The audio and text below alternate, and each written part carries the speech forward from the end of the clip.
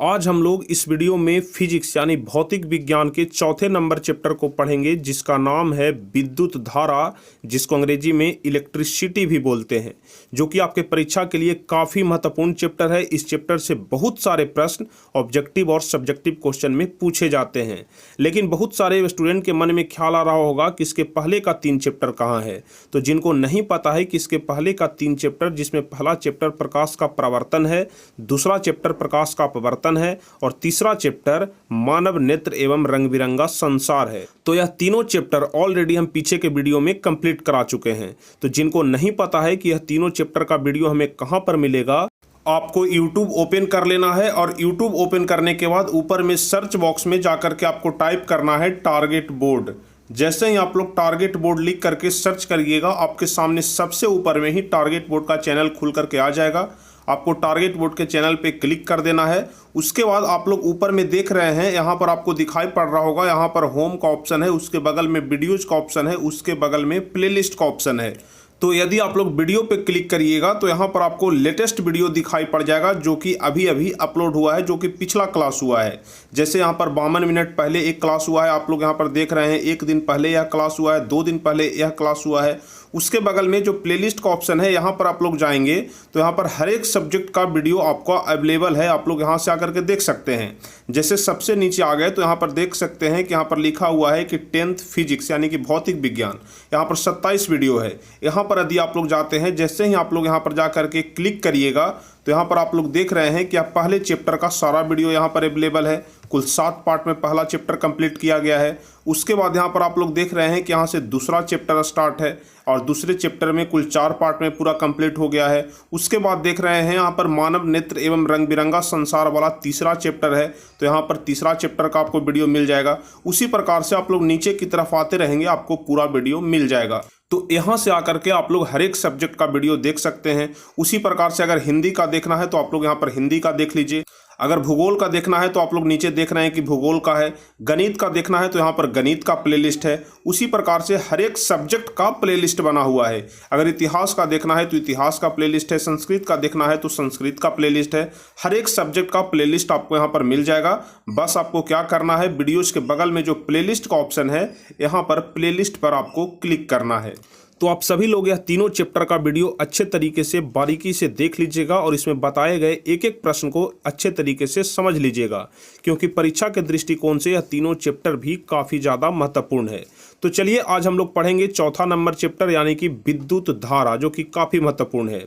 लेकिन उसके पहले यदि आप लोग चैनल पर नए हैं तो चैनल को जरूर सब्सक्राइब कर लीजिएगा और साथ में बेल आइकन दबा करके नोटिफिकेशन को ऑल कर लीजिएगा, ताकि आगे के भी हर एक वीडियो का नोटिफिकेशन आपके पास पहुंचते रहे। तो विद्युत धारा में जो सबसे पहला पॉइंट हम लोग पढ़ेंगे वो भाई यही पढ़ेंगे कि घर्षण के कारण आवेश उत्पन्न होता है। अब घर्षण के कारण आवेश कैसे उत्पन्न होता है, हम आपको एक एग्जाम्पल के द्वारा समझाते हैं। आप लोग ध्यान से समझिएगा। ठंडे के दिन में आप लोग देखते होंगे कि जब दोनों हाथ को आपस में रगड़ते हैं तो धीरे धीरे आपका हाथ गर्म हो जाता है। तो आखिर यह हाथ गर्म कैसे होता है? क्योंकि घर्षण हो रहा है दोनों हाथों के बीच, और घर्षण होने से क्या होता है कि दाहिने हाथ का कुछ इलेक्ट्रॉन बाएं हाथ में चला जाता है और बाएं हाथ का कुछ इलेक्ट्रॉन दाहिने हाथ में चला जाता है, जिसके कारण से आवेश उत्पन्न होता है। कहने का मतलब कि इलेक्ट्रॉन के स्थानांतरण के फलस्वरूप ही क्या उत्पन्न होता है? आवेश उत्पन्न होता है। आप लोग ध्यान रखिएगा। तो घर्षण के कारण आवेश उत्पन्न होता है, और यह जो आवेश है यह 2 प्रकार का होता है। पहला होता है धन आवेश और दूसरा होता है ऋण आवेश। तो धन आवेश क्या है और ऋण आवेश क्या है, इसके बारे में तो हम आगे विस्तार रूप से आपको बताएंगे। लेकिन उसके पहले आप लोग ध्यान रखिएगा कि आवेश का 2 गुण होता है, जो कि काफ़ी महत्वपूर्ण होता है।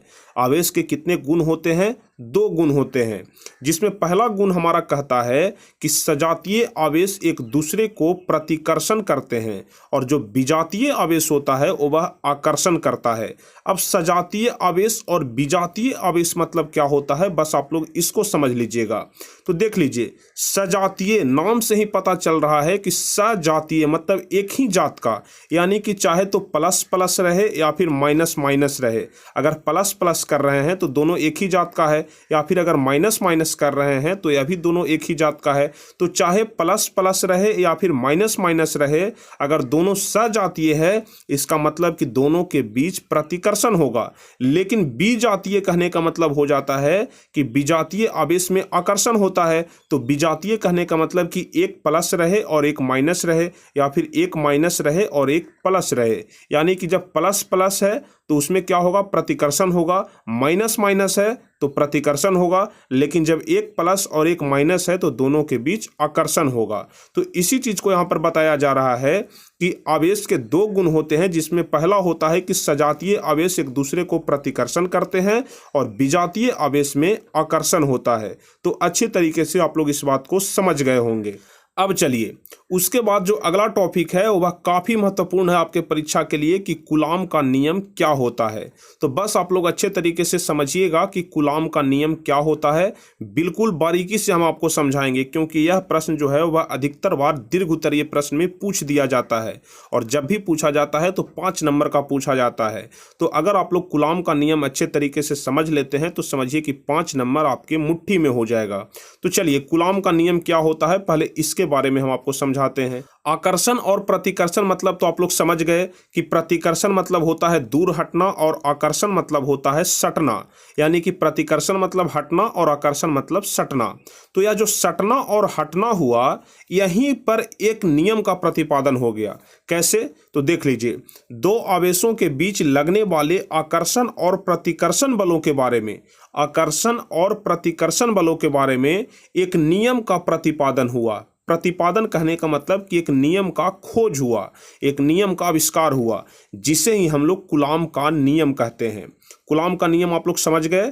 दो आवेशों के बीच लगने वाले आकर्षण और प्रतिकर्षण बलों के बारे में एक नियम का प्रतिपादन हुआ, जिसे हम लोग क्या कहते हैं, कूलॉम का नियम कहते हैं। आप लोग समझ लीजिएगा, अच्छे तरीके से याद कर लीजिएगा कि कूलॉम का नियम क्या होता है। बिल्कुल सिंपल है, दो आवेशों के बीच लगने वाले आकर्षण और प्रतिकर्षण बलों के बारे में एक नियम का प्रतिपादन हुआ, जिसे कूलॉम का नियम कहते हैं।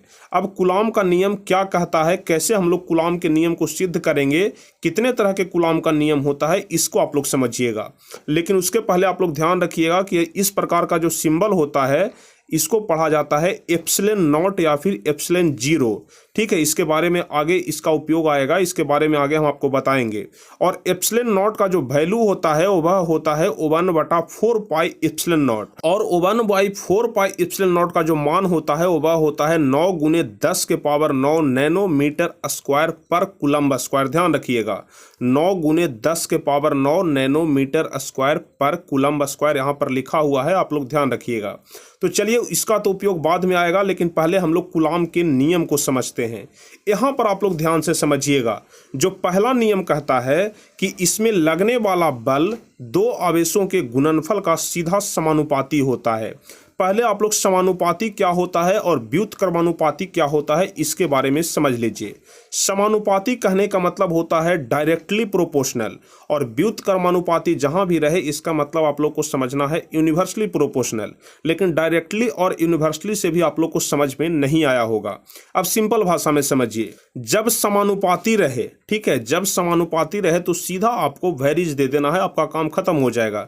लेकिन जैसे ही व्युत्क्रमानुपाती आ जाएगा तो वह 1/, हो जाएगा। बस आप इतना ही ध्यान रखिए कि समानुपाती आएगा तो बटा में नहीं जाएगा, लेकिन व्युत्क्रमानुपाती आएगा तो वह 1/, हो जाएगा। बस आपको इतना ही ध्यान रखना है। 1/, अगर आ गया, जैसे ही आप लोग देख लीजिएगा कि व्युत्क्रमानुपाती है तो 1/, नीचे कुछ भी आ सकता है लेकिन 1/, यह हो जाएगा। तो चलिए इसका मतलब आप लोग समझिए, इसमें लगने वाला जो बल है वह दो आवेशों के गुणनफल का सीधा समानुपाती होता है। बल को अंग्रेजी में क्या कहते हैं, फोर्स कहते हैं। तो फोर्स को यहाँ पर शॉर्टकट में क्या लिखेंगे, एफ लिखेंगे। तो नियम कह रहा है कि इसमें लगने वाला बल यानी कि जो हमारा एफ है, तो यहाँ पर हम लोग एफ लिख दिए। उसी प्रकार से दो आवेशों के गुणनफल का, अगर मान लिए कि पहला आवेश हमारा Q1 है और दूसरा आवेश हमारा Q2 है, तो दो आवेशों के बीच लगने वाले बल का सीधा समानुपाती होता है, यानी कि बीच में सिर्फ हम लोग वैरिज का साइन दे देंगे। अगर इस प्रकार से रहेगा तो सिर्फ आपको वैरिज पढ़ना है। चलिए, तो यहाँ पर तो पहला नियम आप लोग समझ गए कि इसमें लगने वाला बल दो आवेशों के गुणनफल का सीधा समानुपाती है, यानी कि जो F क्या हो गया, हमारा लगने वाला बल हो गया, Q1 क्या हो गया, पहला आवेश हो गया, और Q2 क्या हो गया, दूसरा आवेश हो गया। तो नियम के अनुसार ही हम लोग बस इतना लिख देंगे कि इसमें लगने वाला बल दो आवेशों के गुणनफल का, दो आवेश का गुणनफल करना है, इसलिए Q1 गुना Q2 कर दिए हैं। इसका सीधा समानुपाती होता है तो F वैरिज Q1 गुना Q2, बस आपको इतना लिख देना है। इसको समीकरण 1 मान लेते हैं।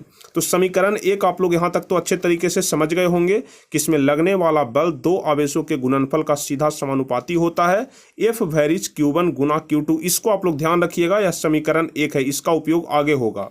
चलिए, अब दूसरा नियम कहता है कि इसमें लगने वाला बल दूरी के वर्ग का व्युत्क्रमानुपाती होता है। दूसरा नियम क्या कह रहा है कि इसमें लगने वाला बल, यानी कि फिर से हम लोग F लिख देंगे, दूरी के वर्ग का, दूरी के वर्ग का, तो दूरी को हम लोग R से सूचित करते हैं, तो दूरी के वर्ग का बोल रहा है तो R स्क्वायर हो जाएगा, क्योंकि यहाँ पर कह रहा है कि दूरी के वर्ग का व्युत्क्रमानुपाती, यानी व्युत्क्रमानुपाती कहने का मतलब अभी हम आपको समझाए कि 1 बटा हो जाएगा, तो क्या हो जाएगा 1 बटा R स्क्वायर।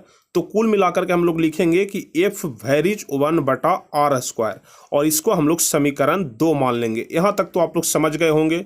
जो कुछ भी ऊपर लिखा हुआ है बस इसी के आधार पर लिखना है। क्या लिखा हुआ है, इसमें लगने वाला बल, तो बल को हम लोग क्या लिखते हैं, F लिखते हैं, तो F लिख दिए। दूरी के वर्ग का व्युत्क्रमानुपाती, यानी कि F वैरिज, अब क्या कर रहा है, दूरी के वर्ग का व्युत्क्रमानुपाती, तो जैसे ही व्युत्क्रमानुपाती आ गया तो 1 बटा हो जाएगा, और दूरी के वर्ग कह रहा है तो 1 बटा R स्क्वायर हो जाएगा। तो F वैरिज R स्क्वायर, इसको क्या कर लिए हैं हम लोग, समीकरण 2 मान लिए हैं। तो अब चलिए समीकरण 1 और 2 से क्या होगा, समीकरण 1 और 2 से, तो समीकरण 1 आपको याद होगा कि F वैरिज Q1 इंटू Q2 था, और समीकरण 2 क्या था, F वैरिज 1 बटा R स्क्वायर। तो F तो दोनों तरफ कॉमन है, तो F वैरिज हम लोग दोनों तरफ कॉमन है, तो इसको लिख दिए। अब समीकरण 1 में क्या था, Q1 इंटू Q2, और दूसरा में क्या था 1 बटा R स्क्वायर, तो 1 के जगह पर क्या आ गया, Q1 इंटू Q2, और नीचे तो R स्क्वायर दूसरे समीकरण में था ही। तो अगर समीकरण 1 और समीकरण 2 दोनों को मिलाएंगे तो क्या हो जाएगा, F वैरिज Q1 इंटू Q2 बटा R स्क्वायर। अब देखिए F बराबर K Q1 इंटू Q2 बटा R स्क्वायर। अब आपके दिमाग में आ रहा होगा कि यह K क्या है, कहाँ से यह K आ गया। तो देख लीजिए, जब हम लोग वैरिज को हटाएंगे तो उसके बदले में एक नियतांक का प्रयोग होता है, वह नियतांक होता है K। ठीक है, तो आपको यहाँ पर हम वैरिज को हटा रहे हैं, तो वैरिज के बदले में ही यहाँ पर हम लोग लिखे हैं K। तो F बराबर K Q1 इंटू Q2 बटा R स्क्वायर। तो क्या हो गया, F बराबर K Q1 इंटू Q2 बटा R स्क्वायर। तो अब जो K हम लिखे हैं इसका वैल्यू होता है इप्सिलॉन नॉट, और ऊपर में हम आपको बताए थे कि इप्सिलॉन नॉट का वैल्यू कितना होता है, यहाँ पर आप लोग को ध्यान होगा, इप्सिलॉन नॉट का वैल्यू कितना होता है 1 बटा 4 पाई इप्सिलॉन नॉट। तो जो K हम लिखे हैं, या K जो यह नियतांक है, तो K के जगह पर हम लोग 1 बटा 4 पाई इप्सिलॉन नॉट लिख दिए, और Q1 इंटू Q2 बटा R स्क्वायर, और जो यही हमारा निकल करके आ गया, यही कूलॉम का नियम है। तो कूलॉम का नियम आप लोग समझ गए होंगे अच्छे तरीके से। चलिए एक बार फिर से हम रिपीट कर देते हैं। जो पहला नियम हम आपको बताए, उसमें बताए कि इसमें लगने वाला बल दो आवेशों के गुणनफल का सीधा समानुपाती होता है, F वैरिज Q1 इंटू Q2 बटा R स्क्वायर। इसको समीकरण 1 मान लिए, जहां पर Q1 पहला आवेश है, Q2 दूसरा आवेश है, और F है जो लगने वाला बल है। अब दूसरा नियम क्या कह रहा था कि इसमें लगने वाला बल दूरी के वर्ग का व्युत्क्रमानुपाती होता है, अर्थात F वैरिज 1 बटा R स्क्वायर व्युत्क्रमानुपाती है, इसलिए यहाँ पर 1 बटा R स्क्वायर हो गया। तो इसको हम लोग समीकरण 2 मान लिए, और जहाँ पर F क्या है, लगने वाला बल है, और R क्या है, तो दूरी है। अब अगर समीकरण 1 और 2 दोनों को हम लोग मिलाएंगे तो F वैरिज Q1 इंटू Q2 बटा R स्क्वायर हो गया। समीकरण 1 और 2 दोनों को मिलाएंगे तो कॉपी पर आप लोग लिखिएगा तो अच्छे तरीके से समझ में आएगा। तो F बराबर वैरिज के बदले में यहाँ पर हम लोग लिख दिए K, के Q1 इंटू Q2 बटा आर स्क्वायर। अब के के बदले में यहाँ पर नियतांक क्या आ गया, इप्सिलॉन नॉट का वैल्यू जो कि होता है 1/4 पाई इप्सिलॉन नॉट। तो F बराबर 1/4 पाई epsilon not Q1 into Q2 बटा आर स्क्वायर। इसी को कूलाम का नियम कहते हैं। यदि आप लोग इतना लिख देते हैं तो आपको 5 नंबर दे दिया जाएगा। अब चलिए इसके बाद जो हम लोग देखेंगे, यहाँ पर आप लोग देख रहे हैं कि आवेश उत्पत्ति का मुख्य कारण क्या होता है, इलेक्ट्रॉन का स्थानांतरण। इसमें से कुछ इलेक्ट्रॉन इसमें चला जाएगा और इसमें से कुछ इलेक्ट्रॉन इसमें चला आएगा, तभी क्या होता है, आवेश उत्पन्न होता है। आप लोग ध्यान रखिएगा, इसी को बोलते हैं कि आवेश उत्पत्ति का जो मुख्य कारण होता है वह इलेक्ट्रॉन का स्थानांतरण होता है। आप लोग ध्यान रखिएगा, अगर आपसे कोई पूछता है कि आवेश उत्पत्ति का मुख्य कारण क्या होता है, तो आपका जवाब होगा कि इलेक्ट्रॉन का स्थानांतरण होता है। इलेक्ट्रॉन के स्थानांतरण के फलस्वरूप ही आवेश उत्पन्न होते हैं। अब चलिए उसके बाद अगला जो हम लोग का टॉपिक है वह है कि विद्युत धारा क्या होता है। जो यह चैप्टर का नाम है विद्युत धारा, तो अब इसके बारे में जानेंगे कि आखिर यह विद्युत धारा क्या होता है। तो आप लोग ध्यान रखिएगा, किसी चालक से आवेश प्रवाह की दर को विद्युत धारा कहते हैं। विद्युत धारा किसे कहते हैं, तो किसी चालक से, चालक कहने का मतलब तार होता है, आप लोग ध्यान रखिएगा। तो किसी चालक से आवेश प्रवाह की दर को ही विद्युत धारा कहते हैं। इसे प्रायः I से सूचित किया जाता है। विद्युत धारा को किस चीज से सूचित किया जाता है, तो I से सूचित किया जाता है। आप लोग ध्यान रखिएगा। तो कहने का मतलब हुआ कि यदि t समय में, समय का स्पेलिंग होता है टाइम और उसका संकेत क्या हम लोग लिखेंगे, t लिखेंगे। जो अंग्रेजी वर्ड होता है उसका पहला अक्षर ही प्रायः संकेत के रूप में लिखा जाता है। तो हम लोग लिखेंगे कि यदि t समय में किसी चालक से यदि Q आवेश प्रवाहित हो जा रहा है तो विद्युत धारा बराबर I बराबर Q बटा T हो जाएगा। यहाँ पर से एक फॉर्मूला निकल करके आ रहा है, आप लोग इस फॉर्मूला को ध्यान रखिएगा। I बराबर Q बटा T, या फिर अगर क्रॉस मल्टीप्लिकेशन करेंगे तो Q बराबर IT हो जाएगा। जहाँ पर I क्या है, तो विद्युत धारा है, जो Q है वह आवेश है, और जो T है मतलब टाइम है, यानी कि समय है। तो इस परिभाषा को आप लोग ध्यान रखिएगा, विद्युत धारा वाले परिभाषा को। और विद्युत धारा का जो यह फॉर्मूला होता है I बराबर Q बटा T, इसको ध्यान रखिएगा। इस पर बहुत सारे न्यूमेरिकल प्रश्न पूछे जाते हैं, आपको गणित की तरह से इस परिभाषा को उपयोग करके आपको सवाल को बनाना रहेगा। तो विद्युत धारा मतलब आप लोग ध्यान रखेंगे कि किसी चालक से आवेश प्रवाह की दर को विद्युत धारा कहते हैं। इसे प्रायः I से सूचित किया जाता है, यानी कि t समय में किसी चालक से Q आवेश प्रवाहित हो रहा है तो I बराबर Q बटा T। आप लोग ध्यान रखिएगा, इसका हम उपयोग आगे करेंगे, आपको उस समय याद रखना है I बराबर Q बटा T। चलिए विद्युत धारा का एसआई मात्रक आप लोग को ध्यान रखना है, क्या होता है, एम्पियर होता है। विद्युत धारा का एसआई मात्रक एम्पियर होता है। विद्युत धारा को अमीटर या एमीटर की सहायता से मापा जाता है। विद्युत धारा को अमीटर या एमीटर की सहायता से, आप सभी लोगों के घरों में जो बिजली का मीटर लगा होता है उसी को अमीटर या फिर एमीटर बोला जाता है, ध्यान रखिएगा। और उसी से विद्युत धारा को मापा जाता है। लेकिन अगर आपसे कोई पूछ दे कि विद्युत धारा सदिश राशि है कि अदिश राशि है, तो आपको क्या बताना है कि विद्युत धारा अदिश राशि है। तो यह तीनों पॉइंट आप लोग ध्यान रखिएगा, ऑब्जेक्टिव क्वेश्चन में पूछा जाता है कि विद्युत धारा का एसआई मात्रक तो एम्पियर होता है। विद्युत धारा को किस चीज से मापा जाता है, तो अमीटर या फिर एमीटर से मापा जाता है। विद्युत धारा एक अदिश राशि है। तीनों बात आप लोग ध्यान रखिएगा। और उसके पहले जो हम आपको यह फॉर्मूला बताए I बराबर Q बटा T, इसको भी आप लोग ध्यान रखिएगा। चलिए उसके बाद कुछ और ऑब्जेक्टिव क्वेश्चन है कि आवेश उत्पन्न करने के एक उपाय को लिखें। आवेश उत्पन्न करने का एक उपाय, सबसे पहला एग्जाम्पल जो हम आपको स्टार्टिंग में दिए कि जब दोनों हाथ को रगड़ते हैं, रगड़ने का मतलब क्या हुआ, घर्षण हो गया। तो आवेश उत्पन्न करने का एक उपाय क्या है, घर्षण हो गया। तो इसका जवाब सही क्या हो जाएगा, घर्षण। आवेश उत्पन्न करने का एक उपाय घर्षण हो जाएगा। आवेश मुख्यतः कितने प्रकार के होते हैं, तो आवेश मुख्यतः 2 प्रकार के होते हैं। आवेश मुख्यतः 2 प्रकार के होते हैं। उसके बाद आवेश के 2 मौलिक गुणों को लिखें। तो आवेश का 2 मौलिक गुण हम आपको क्या बताए कि सजातीय आवेशों में प्रतिकर्षण होता है और विजातीय आवेशों में आकर्षण होता है। प्रतिकर्षण और आकर्षण के बारे में हम ऊपर में आपको ऑलरेडी समझा चुके हैं, आप लोग समझ भी गए होंगे। तो अगर आपसे पूछा जाता है कि आवेशों के 2 मौलिक गुण कौन कौन से होते हैं, तो आपको यही बताना है कि सजातीय आवेश में प्रतिकर्षण और विजातीय आवेश में आकर्षण होता है। चलिए अगला प्रश्न है वैसी धारा जो ऋणात्मक से धनात्मक की ओर यानी कि माइनस से प्लस की ओर जाता है उसको क्या बोलते हैं? तो उसको इलेक्ट्रॉनिक्स धारा बोलते हैं। क्या बोलते हैं? इलेक्ट्रॉनिक्स धारा। आप लोग ध्यान रखिएगा, जो ऋणात्मक से धनात्मक की तरफ जाता है यानी कि जो माइनस से प्लस की तरफ जा रहा है उसको इलेक्ट्रॉनिक्स धारा बोलेंगे। आप लोग ध्यान रखिएगा। और जो प्लस से माइनस की तरफ जा रहा है उसको कन्वेंशनल धारा बोलते हैं। यहाँ पर आप लोग को यह दोनों बात ध्यान रखना है कि अगर माइनस से प्लस की तरफ जा रहा है तो इसको इलेक्ट्रॉनिक्स धारा, और यदि प्लस से माइनस की तरफ जा रहा है तो उसको कन्वेंशनल धारा। आपको बिल्कुल ध्यान रखना है। चलिए, विद्युत धारा का एसआई मात्रक क्या होता है? एम्पियर होता है। विद्युत धारा का एसआई मात्रक एम्पियर होता है। विद्युत धारा मापने वाले यंत्र को क्या कहते हैं? अमीटर बोला जाता है। आप लोग ध्यान रखिएगा, यह जितने सारे भी प्रश्न बता रहे हैं सारे प्रश्न ऑब्जेक्टिव क्वेश्चन में पूछे जाते हैं, इसलिए आप लोग एक एक प्रश्न को ध्यान रखिएगा। विद्युत धारा कौन सी राशि है? सदिश है कि अदिश है? तो आपको बताना है कि विद्युत धारा अदिश राशि है। ठीक है, विद्युत धारा अदिश राशि है। विद्युत धारा का बड़ा एवं छोटा मात्रक क्या होता है? तो ध्यान रखिएगा, विद्युत धारा का बड़ा मात्रक मेगा होता है और छोटा मात्रक माइक्रो होता है। मेगा कितना बड़ा होता है? 10 के पावर 6 होता है, और माइक्रो का वैल्यू 10 के पावर -16 होता है। आप लोग ध्यान रखिएगा, लेकिन इतना आप लोग जरूर ध्यान रखिएगा कि विद्युत धारा का जो बड़ा मात्रक होता है वह मेगा होता है और जो छोटा मात्रक होता है वह माइक्रो होता है। चलिए, 1 माइक्रो एम्पियर बराबर कितना होता है? तो 1 माइक्रो एम्पियर बराबर 10 के पावर -6 एम्पियर होता है। ठीक है, 1 माइक्रो एम्पियर बराबर 10 के पावर -6 एम्पियर, और 1 मिली एम्पियर बराबर 10 के पावर -3 एम्पियर। ऊपर में जो हम आपको यहाँ पर बता रहे थे कि बड़ा और छोटा, तो बड़ा कितना होता है? मेगा होता है, और छोटा माइक्रो होता है।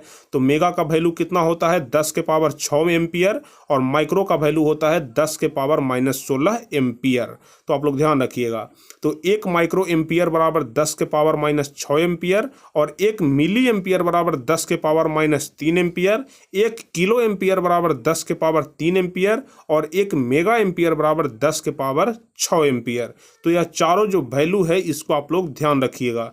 माइक्रो एम्पियर कितना को बोलते हैं? तो 10 के पावर -6 एम्पियर को, मिली एम्पियर 10 के पावर -3 एम्पियर, उसके बाद किलो एम्पियर 10 के पावर 3 एम्पियर, और मेगा एम्पियर 10 के पावर 6 एम्पियर। तो कुल मिलाकर के यहाँ तक आप लोग अच्छे तरीके से समझ गए होंगे। अब चलिए, उसके बाद जो अगला प्रश्न है कि 1 एम्पियर से आप क्या समझते हैं? हो सकता है कि प्रश्न पूछ दिया जाए कि 1 एम्पियर से आप क्या समझते हैं। तो इसका जवाब होगा कि यदि किसी चालक से 1 सेकंड में, ठीक है, समय कितना है? 1 सेकंड है। यदि किसी चालक से 1 सेकंड में 1 कूलम आवेश प्रवाहित हो तो हम कहते हैं कि उस चालक से 1 एम्पियर की धारा जा रही है। बिल्कुल सिंपल है। यदि 1 सेकंड में, यानी कि समय कितना दिया हुआ है? 1 सेकंड। ठीक है, यदि 1 सेकंड में 1 कूलम, यानी कि हमारा आवेश कितना है? तो 1 कूलम है। ठीक है, तो यदि 1 सेकंड में 1 कूलम आवेश प्रवाहित हो रहा है तो हम लोग यही कहेंगे कि उस चालक से 1 एम्पियर की धारा प्रवाहित हो रही है, 1 एम्पियर की धारा जा रही है। तो बिल्कुल सिंपल है। कभी कभी परीक्षा में पूछ दिया जाता है कि 1 एम्पियर से आप क्या समझते हैं? तो इसका जवाब यही होगा कि यदि किसी चालक से 1 सेकंड में 1 कूलम आवेश प्रवाहित हो रहा है तो इसका मतलब है कि उस चालक से 1 एम्पियर की धारा जा रहा है।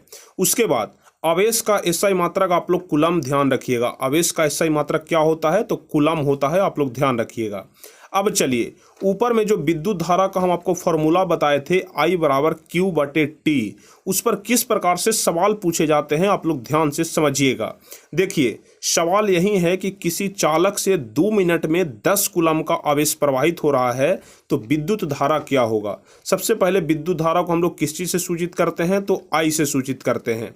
अब देखिए, किसी चालक से 2 मिनट में, तो समय हमारा कितना दिया हुआ है? 2 मिनट दिया हुआ है। तो यहाँ पर T बराबर कितना है? 2 मिनट। यहाँ पर देखिए लिखा हुआ है कि T बराबर 2 मिनट। अब देखिए, आवेश को हम लोग किसी से सूचित करते हैं? तो Q से सूचित करते हैं। तो आवेश प्रवाहित हो रहा है, कितना आवेश? तो 10 कूलम आवेश प्रवाहित हो रहा है ना। तो 10 कूलम आवेश जब प्रवाहित हो रहा है तो इसको यहाँ पर देख लीजिए, Q बराबर 10 कूलम हम लोग यहाँ पर लिख दिए हैं। तो Q बराबर 10 कूलम है और T बराबर 2 मिनट है, और I बराबर हम लोग को निकालना है, यानी कि विद्युत धारा बराबर क्या होगा, यही हम लोग को निकालना है। तो विद्युत धारा का फॉर्मूला ऊपर में हम आपको बताए थे। क्या बताए थे? I बराबर क्यू बटे टी। ठीक है, आई बराबर क्यू बटे टी हम आपको बताए थे।